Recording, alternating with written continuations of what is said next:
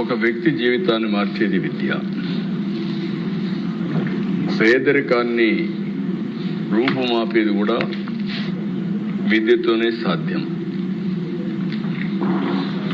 ఒక కుటుంబం విజయాన్ని సాధించాలంటే నేను ఇప్పుడే కాదు 30 ఏళ్ల నుంచి నేను నమ్మిన సిద్ధాంతం నా రాజకీయ జీవితంలో 50 సంవత్సరాలుగా నేను మీటింగుల్లో కూడా చెప్పిన విషయం. మీ పిల్లలకి మీరు ఎంత ఆస్తి ఇస్తారనేది ముఖ్యం కాదు, మీ పిల్లల్ని ఎంత బాగా చదివిస్తారనేది ముఖ్యం. మీరు ఆస్తినిచ్చి అప్రయోజకుడైతే ఆస్తిని పోగొట్టుకుంటాడు.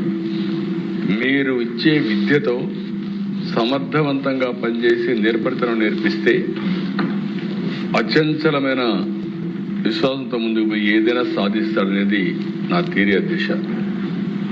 దానివల్ల ఒక ప్రాక్టికల్గా కూడా చూశాను. నేను ఐటీకి ప్రాధాన్యత ఇచ్చాను, ఊరూరు చెప్పాను, నా మీద నమ్మారు. ఊర్లో ఉండే పిల్లల్ని తీసుకొచ్చి అర్బన్ ఏరియాలో పెట్టి చదివించారు.